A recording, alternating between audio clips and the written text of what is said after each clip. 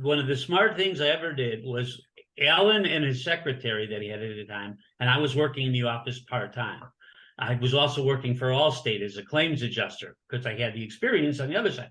Yeah. So he went on vacation. He left me on the telephone for 2.5 weeks.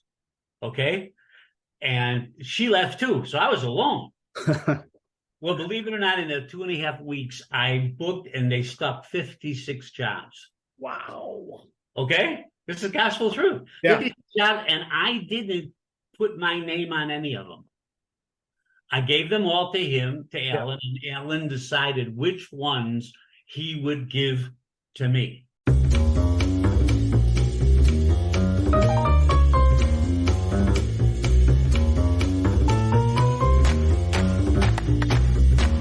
Hey everybody, Mike Jeffers, and welcome to Open Mic, the show where I talk to industry professionals about their career in music, the business of music, and sometimes many other things. That's why it's kind of like a jam session. That's why I'm calling this Open Mic. And today I am very excited to be talking with Michael Lerich. Michael Lerich encompasses everything that I just mentioned: performances, business. He's done so much with his career. Outside of the fact that he's a very accomplished musician, he's also a very accomplished music businessman, and that's what I really want to get into. But first off, right off the top of the entire show, I want to mention that he's also playing steadily around town at different jazz clubs, and he has a gig coming up May 11th. I think he's doing every maybe the second Thursday of every month over at Winters or thereabouts, so keep an eye on that. But May 11th, he's doing a tribute to Cole Porter, an evening of Cole Porter at Winters Jazz Club. And let's talk about that first before we get into everything else. Michael, welcome to the show. Thanks for taking a few minutes. It's good to see you. Thanks, Mike. Good to see you too. All right. So before we get into the business end of your career and all of the different things you've done, which I think people are going to find very valuable, whether or not they're students just getting into the business or if they're accomplished professionals, you always pick different things up when you talk to people like you. But let's talk a little bit about this gig that you have coming up May 11th. Thursday, Winters Jazz Club. You do all this corporate event stuff, weddings and everything else, but you're still out in these clubs and killing it on a nightly basis, basically. So let's talk a little bit about this show you have coming up at Winters. What a great spot, too. Oh, it is. It's a beautiful, beautiful spot. Yeah. And we're doing a tribute to Cole Porter. Two sets. And the band is terrific. Joe Sonnefeld on vibes, Chris White on piano, Corey Biggerstaff on bass, Kurt Luby on drums, and Neil Alger on guitar. Wow, gee. Yeah, it's a nice sextet, and I like to try to duplicate as much of that George Shearing sound with the guys, and then add clarinet on top. Yeah, well, and that's your instrument. We should mention your instrument's clarinet. That's it. Yeah, I used to play everything when I had to. When I had the wedding band, when I was doing that, but it was very difficult saying you're a saxophone player when Mark Colby was standing next to you for about 15 years. Yeah, right. And Winters is such a great spot. It's wintersjazzclub.com. I should tell everybody, and they should be able to get tickets in advance. I always tell everybody Scott's great over there. And also I always like to mention at Winters, because this is kind of a new development now that Scott reopened after COVID and everything. There's actually valet happening. It's not Scott's, but there is valet out there on Illinois Street. So you can park, hand your car off, walk right in, and have a great evening of live music there at Winters. If you haven't been there, I thoroughly encourage everyone to go because it's just a great little spot right in the heart of downtown. So before we get into everything else, talk a little bit about why you've done so much stuff, but you still have a passion for playing in jazz clubs too, huh? Just getting out and playing sets and playing clubs. Is it just a matter of because you love the music so much, or you like it because you can also keep your chops up and you can keep things happening on a different level than when you're doing all these private events? Well, in truth, for so many, many years, maybe 40 or some, I had to put that aspect on the side. I used to tell people when they asked me what my instrument was, I used to say telephone. Because we were booking so much in the private party market, it became, well, truthfully, in looking back on as many records as I could, files and whatever, computer files, date books, figured that somewhere along the line from 1976 to about 2017, I had the hand in booking over 54,000 parties. Jeez, man. Yeah, my office was at the Drake Hotel for about 13 or 14 years. So pretty much everything that went through the Drake, if you didn't have your own, or if you were coming from out of town, came to us. I mean, there'd be 30 jobs on a New Year's. Jeez. Yeah, it was something that was very, very, very special. So to answer your question, I really never was able to pursue the jazz career or really the facility to be able to play. Yeah. You know, like I said, I had Mark Colby next to me, and I had guys like Jim Trompeter on piano. I had the major jazz guys in my band and also working for us. Yeah. Well, and also, I mean, I think a lot of people don't know, if they don't know the business, you know, when you get guys of that caliber, you know, we call them jazz guys, right? Because they play with, you know, all the top dudes and all the jazz clubs and everything else all over the country. But a way for them to make their living is to work for people like you who have these corporate events, because they can also play every single style. It doesn't mean that they have to just play jazz. They're able to play, they're like chameleons. They can play in every single different genre and make it sound authentic. I mean, that's one of those keys. That's really one of those very specific things that they don't teach you in music school that you learn, because that's why you have to learn and understand how to play all this and also have an open mind, right? Well, the interesting thing was when I first got into the business, quote unquote, jobbing bands, wedding bands, whatever, the band leaders used to buy piano sheet music, copy it or photocopy it, put it on the music stands. They would hire old guys or older guys who used to play in the theater who could automatically create a second and third part, moving along with the melody. Okay. But it really wasn't what the young people at that time in like 75, 76 with the disco thing is really what they weren't knowing. Right. So when we got into it, all of a sudden came up with the brilliant idea of transcribing from the record. The only problem is I didn't know how to do that. So I had to find the guys who definitely knew how to do that. So these guys were pumping out.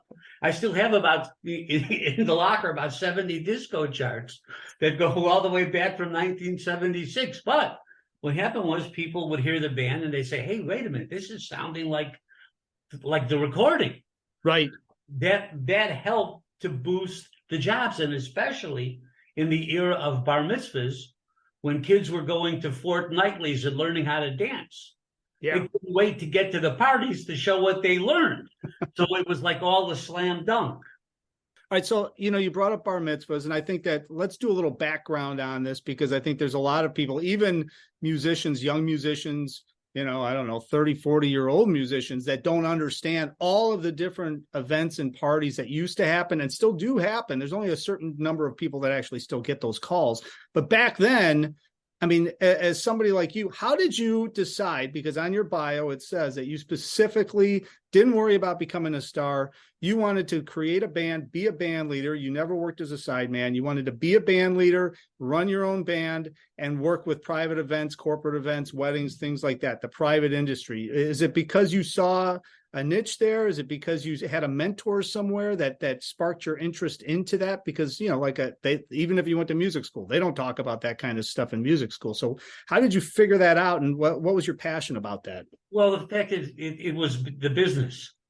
The fact that I knew I had really good players with me, but the trick was how, getting those players to go play somewhere that would make you earn a living.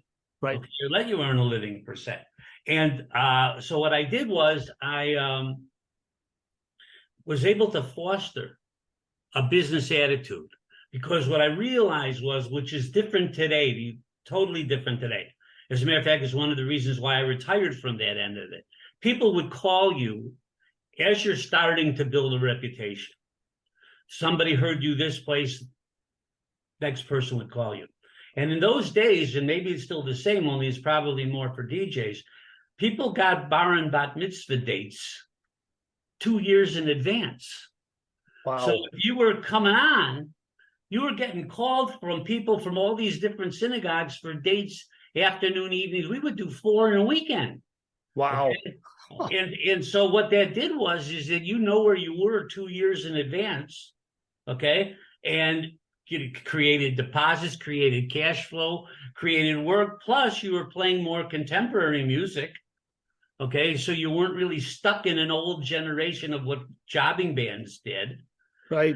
And then what happened was, as the years went on, still in that bar mitzvah market, kids whose bar mitzvahs you played for remembered you. Okay, so you got a call, hey, we played my bar mitzvah, I'm getting married. Okay, and so all of a sudden now you had a wedding market that if you were hopefully lucky enough to be open because you weren't booked on a bar mitzvah from 2 years prior, yep, you could take the wedding. But then the DJs started to come in. And that's where I had a good business sense enough to say, get out of it. No more bar mitzvahs, because bands were being canceled left and right. Yeah, because they could just get a DJ and the DJ would play whatever they wanted. That's what they wanted. That's Yeah. what they wanted. So it didn't matter anymore. And so those bands that stayed in the bar mitzvah market when that was happening wound up getting cancellation after cancellation after cancellation. Whereas I let myself open for the weddings, for dinner dances, for the corporate work, and that just spiraled. So talk a little bit about how. Now, I don't know, just talk about like your first gig. I mean, how did you get that connection? Because I think that's what everybody always wonders in this kind of business. Like, how did you first get the connection? But also, more importantly, how did you get the band together and understand how to run a bar mitzvah if that was one of your first engagements? Like, because you can say, okay, I did an engagement, I did a bar mitzvah. You got to put a book together. You have to put the band together. You've got to put the whole thing together. I mean, how did you go about doing that? Because that's something that you have to, it's pretty specific what you have to do in order to make it successful, right? Well, I went to Northeastern Illinois University, so I knew a lot of it, but I didn't study music. Okay. I was a political science major. All through college, I worked for a lawyer.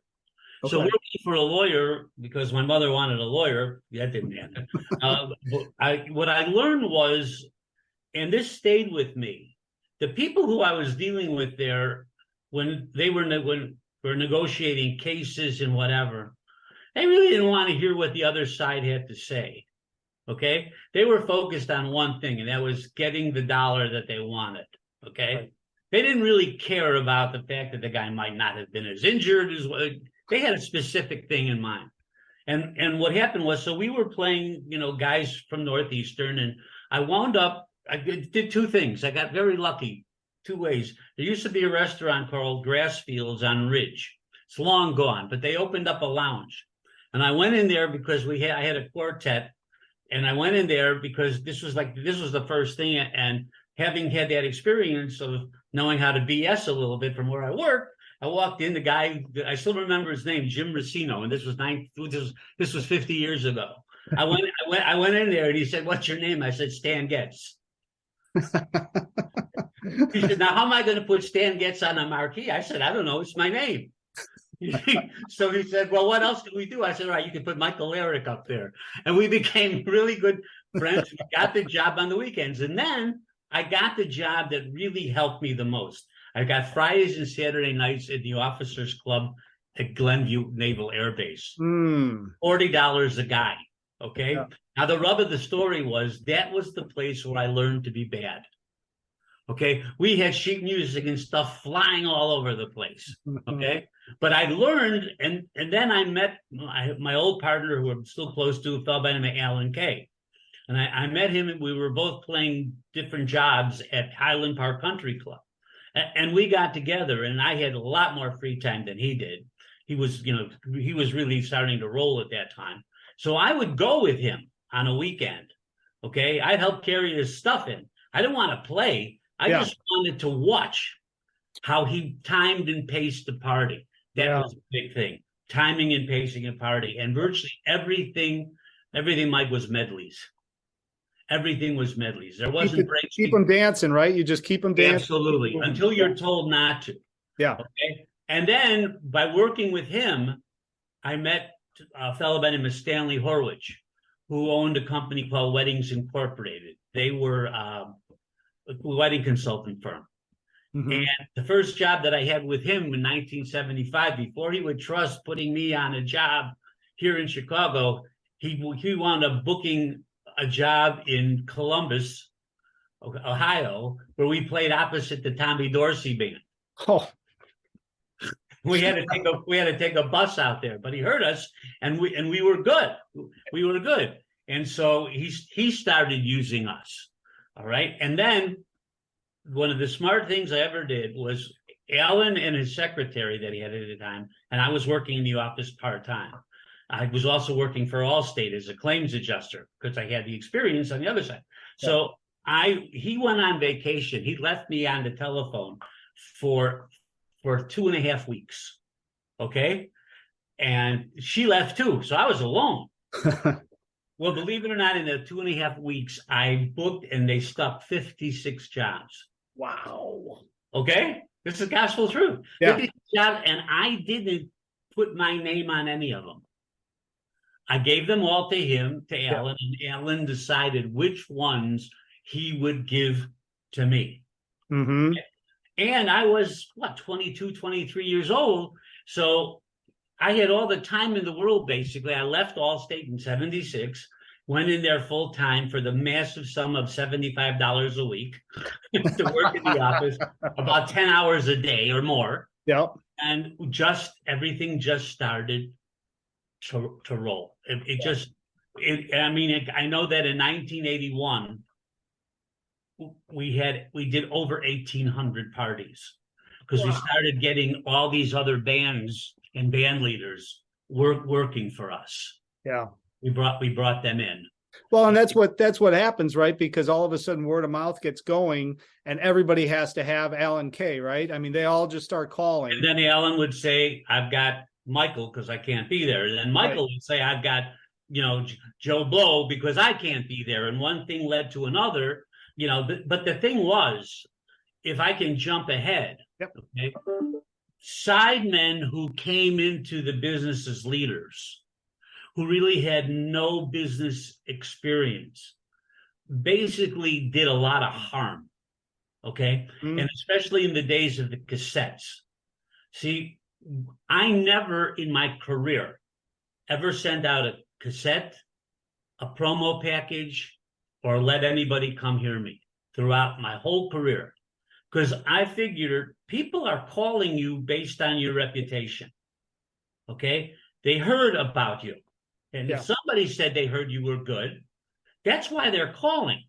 And I felt that a demo tape didn't say what's going on and what's required to make a party happen for 4 hours. Right. It had nothing to do with the music and how you play it.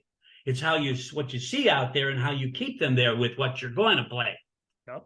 So in the final analysis, a lot of these bands that send out demo tapes took control away from themselves and handed it to the client.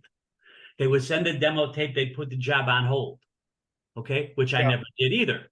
Yeah. All right. They put the job on hold. Now they're waiting after those people got 10 or 12 demo tapes, maybe. And now they're also, if they're putting on the demo tape, they're going to compare that demo tape of, say, Boogie Wonderland. They're going to put on Earth, Wind, and Fire. And they're going to hear a little bit of a difference, right? So now not only did you lose control, but now you're subjected to what they think they're hearing. Yep. I never did that. I said, look, you want me, fine. You don't, I understand. And I remember a wonderful guy by the name of Frank Amorosi, who was a band leader in the business years ago, said to me, well, what are you going to, what? I said, Frank, I would worry if there's one ballroom. There's one venue. I said, but you know as well as I do, sometimes the 10th party or the 11th call could be better than the first. You don't know. You don't know. So it turned out that a lot of times I got a lot of bookings by default. They went through everybody they heard and they didn't like him, but they heard that he plays a great party. Michael plays a great party. Michael plays a great party. And after a while, and then you dealt with the stupid questions. What does your singer sound like? Okay, well, I got to the point where I said, well, why do you care? What do you mean? Your wedding's in 1.5 years or 2 years. How do I know this person is going to be there? The only person I can almost guarantee, unless he upstairs has another plan for me, is me. Mm-hmm. How do I? That's the thing, it's so important. And, I love sales. I love business. You know that. I mean, I have a couple of different Oh businesses, yeah, yeah. all in the music business based around it and everything. But it's so important as a musician, as somebody watching this right now, to hone your business skills from the sales standpoint, understand how to talk to people, understand how to talk to clients, and not sell yourself, but not sell yourself like gush and like beg sell. You don't want to Oh beg no, sell. oh, you're absolutely right. This is me. I'm confident in what I can do. If you don't want to do anything with, great, we can't do any business. That's fine. And that's exactly, I think, what you're talking about. Well, yeah, the interesting thing was said is that when a father would call me up after the mother or the daughter talked to me, he was only interested in one thing. The father wanted to know how much money he had to spend or how much money he could save. Right. So all of a sudden, he wasn't talking to me about the fact that, I've got the best horn section in the city, or what. Well, he didn't care about how much. Mm-hmm. How much, and then when all of a sudden the fact of the matter is, Mike, that one of the things that I said I no longer can do it anymore is when I got the first couple of emails that said, "Hi, are you open on such and such a date, and how much do you charge?" Okay. Yeah. And then I would write back that, well, the date is open, but I would like to talk to you to find out what you're thinking, how you figure. Would never hear back. Yeah. Never hear back. And that's when I knew my days were numbered. If I couldn't talk, okay, and I distinctly when parents gave up the booking and handed it and let their kids handle it. Also because they were going through all those, gestation of calling, doing rather the emails and everything else. So I just knew I was in trouble. And what happened was I got a phone call from a woman I played for before, mm-hmm. 2 other daughters' weddings. She calls me to check the date, okay? But she says to me, "Michael, we're probably not going to use you. This daughter wants to do something different." So you know how in humor there's truth? And I always could be a little bit, get the shot in. Yeah. I said, "She wants to do something different." She said, "Yeah." I said, "Oh, she wants people to stay in their seats all night long." Yeah. Now, I thought for sure the phone was going to slam down. But no, I get a phone call back an hour later. Book the job. I said, yeah. Well, really? She said, "Well, Michael, I know you were kidding, and it was funny. But I called my husband. We know what you do. We mm-hmm. know how it's going to be. So we called our daughter and said, if you want something different, you pay for it." And that was like a redeeming moment that never, ever happened again. I love it. Just to piggyback on what you're talking about, because obviously I came up and when I started doing this, there was an email, and then I had to, and with Chicago Jazz Magazine and selling advertising and things like that, I've learned how to write emails. But I will say this, that when they do, you get the emails in, are you open? How much do you charge? Whatever. I always say, you know what?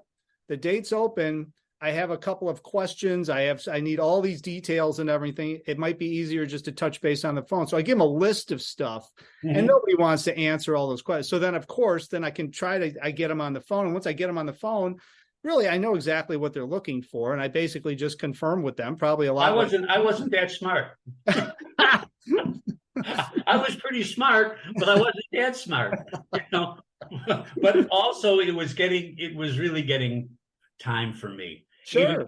Even on the job, it was like I'd look around, and then when bands started putting DJs with their bands, right. and whatever. I mean, I go back to the glory days because we played, dancing between the courses of a meal. That's how it was. A band, I wouldn't take a job if they wanted the band 3 hours afterwards. Yeah. So I wouldn't do that. Well, so they still do. They do that in New York. It's like a New York style wedding where they dance in between the courses and stuff. Well, technically it was basically in New York, but the Jewish market had been doing that the whole time. Ah, okay. Okay. You dance the people into the room. There was a dance between courses. And then needless to say, you were into overtime. Right. If you went to midnight or 1 o'clock in the morning, that could have been an hour, hour and a half, 2 hours overtime. Yep. So the bill just went straight up. So. And by the way, just for everybody watching, when that would happen, overtime and everything, the client is asking you to do that. So everybody's happy because the band's getting overtime, the leader's getting overtime, but the client is not mad because they're paying overtime because their guests are having such a great time, right? I mean, well, yeah, except that the guy who really didn't want to spend that kind of money, he's sitting in the corner biting his lip. And the daughter is saying, "Hey, Dad, this is what we're doing." So it was, and then it was a whole different thing. But like, for instance, when we were asked to dance between choruses, the meal. Now we're talking about 1976, 77, 78 into the 80s. So the thing is, all right, getting the people out of their chairs, right? The first thing. So as soon as they heard, and I did this for years, as soon as they heard doom, doom, doom, doom, doom, doom, doom, doom, doom, and then doom, doom, doom, doom, the dance floor would jam. Yeah. It would just pack. And so you made your statements early. Hey, these guys can play, know. But after a while, it got to the point where, I really didn't know what to play anymore, predicated on what was popular and how it's being played. Right. It got to the point where if I got lucky and had a DJ opposite, it was like, you take it. Talk a little bit about, because I don't think a lot of people, especially the younger generation, the people that are watching this, maybe even 30-year-olds and under, even understand how there used to be like a kind of an exclusivity thing. So you had your office at the Drake, I mean, that doesn't happen anymore. But I don't think anybody in the country had an office provided for by a hotel. Right. I mean, there's the preferred vendors and things, but back in the day, you were running the Drake essentially. Somebody else might have been running the Four Seasons. Somebody else might have been running. Oh, no, but nobody else had that. Really? Every hotel other than the Drake had a preferred vendor list, but not one particular person had any control of a hotel. There was no preferred vendor list at the Drake. There was one person. Now, the downside of this is that prior to the Drake, I'd go into the office and, like this, and, go out and play golf after whatever. I had to wear a suit.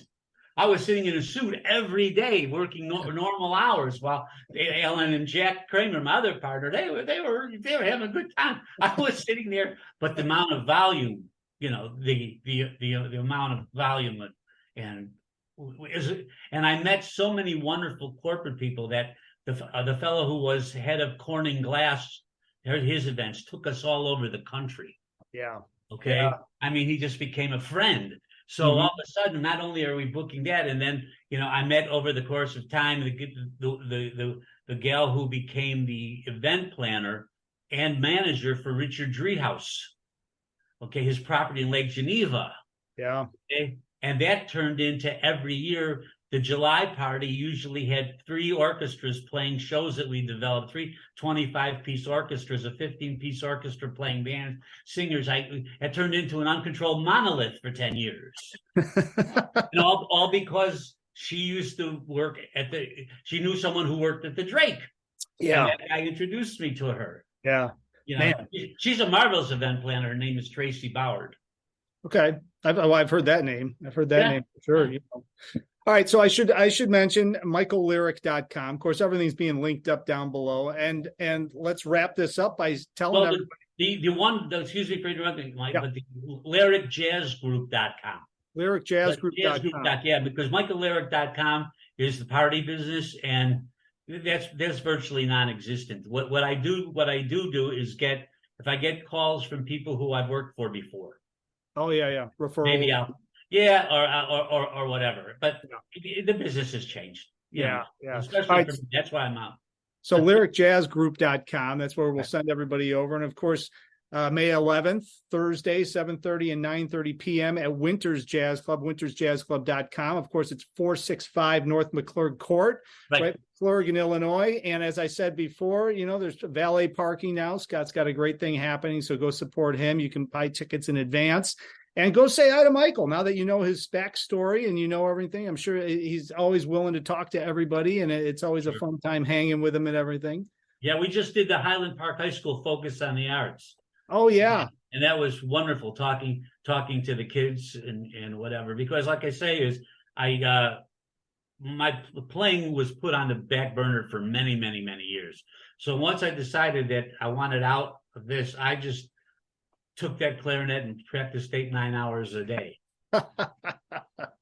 I think Well, I better do it before I get too old. Well, and the cool thing is too is that you've got the experience. I mean, you're a great player, but then you also have all of this other experience that they just, and I can't say it enough, they just don't teach this stuff in school, man. They just don't. Yeah, I had to learn everything on my own. I had to go through this, go through that, read tons of business books, look at tons of business videos, understand stuff, subscribe to stuff. You just don't understand stuff like this. Like you don't learn it in school. Well, let me ask you a question, okay? Yep. And you tell me what you think about it, because I have been asked many times over the course of my career to do a seminar, teach something in school, okay, in regard to my end of the music business, to teach the kids, okay? But what I realized is that wouldn't you say that playing weddings, when it came to musicians, was probably the last thing that they ever thought of wanting to do in their career, especially when they were still in school? I didn't want to be the person to say, hey, look where you're going to wind up and how. It really was true. But, I just felt that what I did for a living required something much more than what they're teaching and handling in practice rooms. Yep. Okay. It was the ability to be able to sell, upsell, come up with different ideas. And then the band was secondary. Yep. As you know. Yep. As you know, because I don't know how many people literally ask you, "Do you play great?" Right. Yeah. Right. Yeah. No. But it's also, and we're going to run out of time, so I'm watching the clock too. Okay. I'll be mindful. But just to bring this up to your point, it's also so important to understand how to read a room, how to understand the layout of the night, how to understand everything. But then when you're there, you need to understand. I mean, when I'm playing on something that I've booked, and it's all corporate stuff or wedding cocktail hour, I'm not doing the big groups like you do. But either way, I'm constantly watching, seeing who's who, seeing what's what. I'm watching the father of bride talk over here or whatever, making sure it's not too loud, making sure there's that. But then I see what's happening, and I'm like, we're going to play another tune. Just keep. Yeah. It's so important that's another thing that you just can't learn. You have to be aware of what you're watching. Right. And a lot of musicians, young kids, they don't want to even have the thought of learning that. But the best question ever asked of me was my father. My father said, name me the top 3 bands you ever thought, big bands. I said, Benny Goodman, Artie Shaw, and Count Basie. He said, great. Why was Lawrence Welk on television for 30 years? I said, A, he was a good businessman, and B, the public doesn't know. Now you got it. He said, you remember that, everything will be fine. That's it. Well, this has been great, Michael. I really appreciate you jumping on. And May 11th, everybody, go see his jazz group playing. They're doing a tribute to Cole Porter down at Winter's Jazz Club. And I know we will have you back on, and we're going to catch back up and get way into some more stuff, because you and I could have talked for like 5 hours about all I got 40 years to talk about. Exactly. All right. Thanks for being on, Michael. I really appreciate it. Thank you, Mike. And of course, thanks everybody for watching. As I always say, all the information is at chicagojazz.com. And until next time, hopefully I will see someone out on the scene.